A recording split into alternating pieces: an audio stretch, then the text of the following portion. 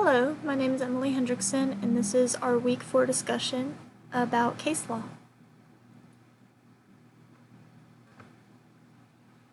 So question 1 was about case law research. To begin with, case law is the body of law on a particular subject created by court opinions and is commonly referred to as common law or court-made law. It consists of the law made by courts when they interpret existing law or create new law. It is composed of the legal rules, doctrines, and principles adopted by the courts. Case law is an essential source of legal information. It serves as a primary source of legal authority, meaning it is binding for the courts and they are required to consider previous court opinions.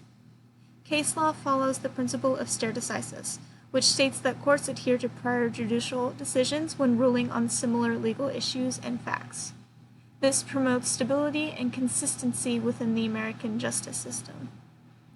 Knowing case law is extremely important for any legal professional, but verifying said case law is even more so.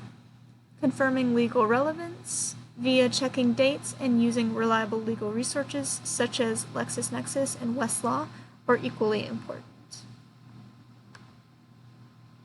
And then next we have briefing a case.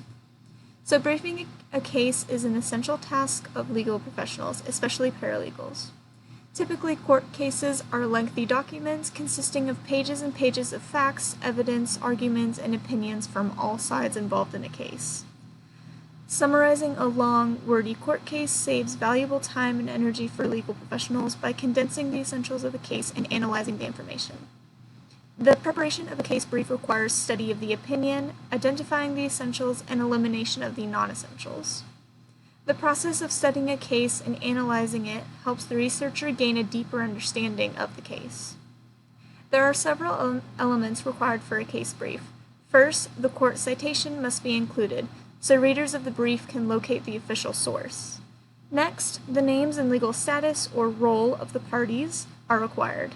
So this would be like the defendants, the appellates, like all that kind of stuff. Then a summary of background facts that describe the history of events that caused the parties to be in court, and key facts to which the law applies are essential to the decision reached by the court. Fourthly, the procedural history discusses what occurred in the lower court or courts and the outcome or opinion of the previous courts. Next, the issue is the legal question addressed and answered by the court. It is the legal question raised by the specific facts of the case. Sixth, the brief must include the official holding of the court, meaning the court's resolution of the issue. Next comes the reasoning behind the court's decision. This is typically divided into two parts. The first involves the rule of law that governs the facts of the dispute, and then the second is the court's application of the rule to the facts of the case. And then lastly, a comment section usually includes observations concerning the opinion of the court. So I think our book you could either come up with your own observations, like you could include your observations in your comment section, and then you can also include if there's any dissenting opinions, you include them in that section as well. Case law is an integral part of legal research, as it serves as the foundation of most cases argued today. Since case law is based off precedent, proper legal research into past cases must be conducted to begin building arguments for a new case.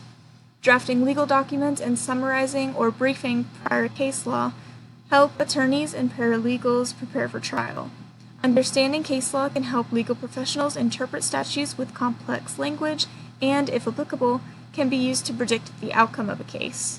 Case law is the building block of modern legal arguments. Thank you.